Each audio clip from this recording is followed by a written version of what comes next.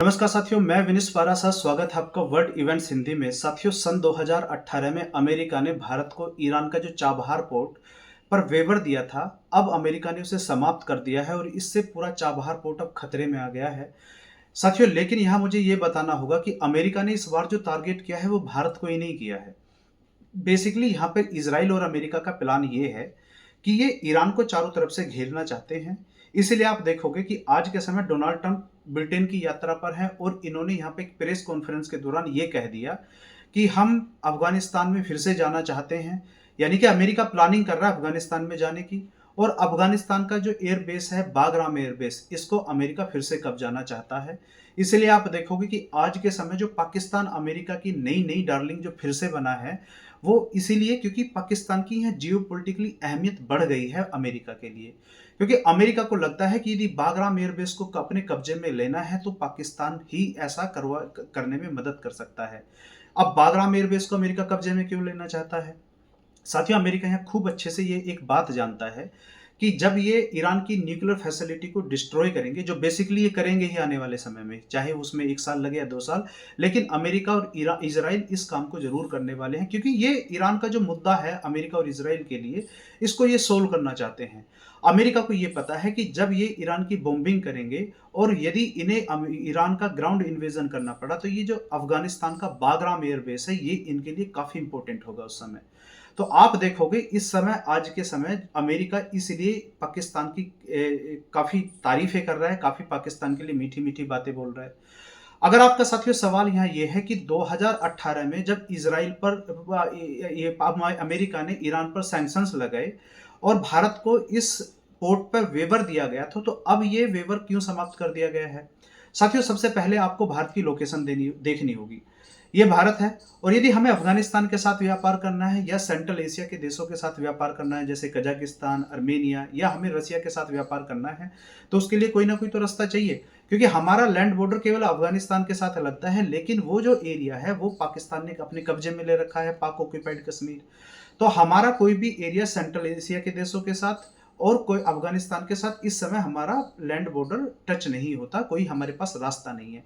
तो कोई रास्ता चाहिए। इसीलिए 2003 में भारत के प्रधानमंत्री अटल बिहारी वाजपेयी ने ईरान के साथ बात की कि आपका जो चाबहार पोर्ट है आप ये हमें दे दीजिए और हम इसमें पैसा डालेंगे, इसको डेवलप करेंगे, ताकि हम अफगानिस्तान और सेंट्रल एशिया के देशों के साथ यहाँ से व्यापार कर सकें।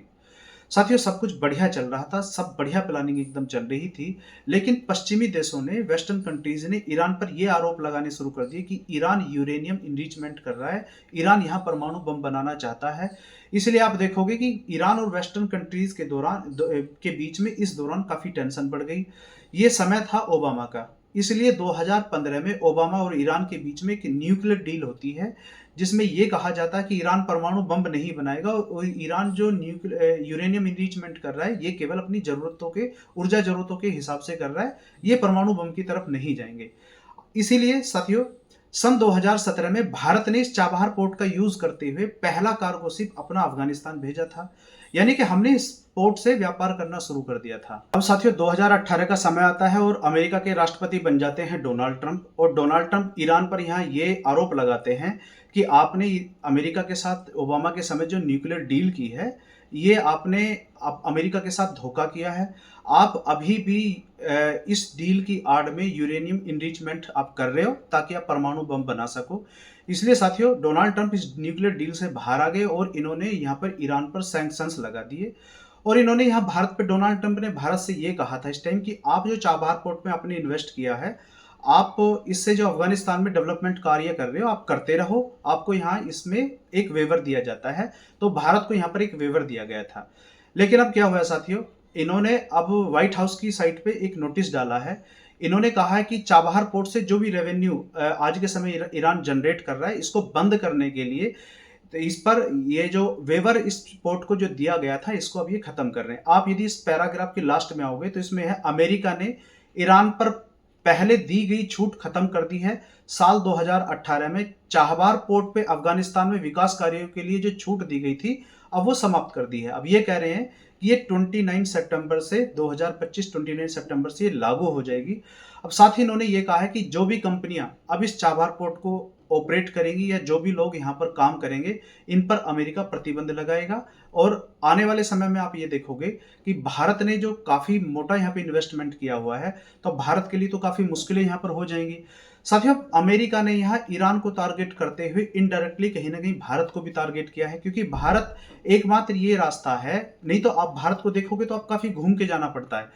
तो भारत यहाँ पे जो सेंट्रल एशिया के देशों के साथ जो व्यापार कर रहा था, जो रूस के साथ व्यापार कर रहा था, और भारत जो अफगानिस्तान के साथ व्यापार कर रहा था, कहीं ना कहीं डोनाल्ड ट्रंप ने अभी इस व्यापार की जो चेन थी हमारी, इसको हिट करने का काम किया है। लेकिन साथियों, अब देखना ये होगा कि भारत सरकार अमेरिका से इस चीज को लेकर कैसे बात करती है कि भाई आपने 2018 में हमें वेबर दिया हुआ था और हमने हमारा काफी मोटा इन्वेस्टमेंट यहाँ हो रखा है चाबहार पोर्ट पर। और अभी क्या देखोगे साथियों, 2024 में ही फिर से भारत ने चाबहार पोर्ट को लेकर ईरान के साथ एक डील की, क्योंकि अब इस डील में भारत को ही चाबहार पोर्ट पूरे तरीके से 10 साल के लिए मिल गया था। और इस चाबहार पोर्ट का सारा काम जो आज के समय कर रही है वो भारत सरकार कर रही है, भारत कर रहा है। तो ऐसी स्थिति में साथियों, भारत को अमेरिका से बात करनी ही पड़ेगी, क्योंकि अमेरिका ने आज के समय जो किया है, क्योंकि अमेरिका यहाँ ये चाहता है कि ईरान को चारों तरफ से कंप्लीट घेरना, क्योंकि आज के समय इजराइल और अमेरिका ये प्लानिंग कर रहे हैं कि जो ईरान की जो न्यूक्लियर फैसिलिटी है, इनको किस तरीके से बर्बाद किया जाए, डिस्ट्रॉय किया जाए। तो साथियों, फिलहाल इस वीडियो में इतना ही। और हाँ, यदि आप वीडियो देखते हुए लास्ट तक आ गए हैं तो चैनल को सब्सक्राइब कर लीजिए, वीडियो को लाइक कीजिए। मिलते हैं साथियों अगली वीडियो में। बहुत बहुत धन्यवाद।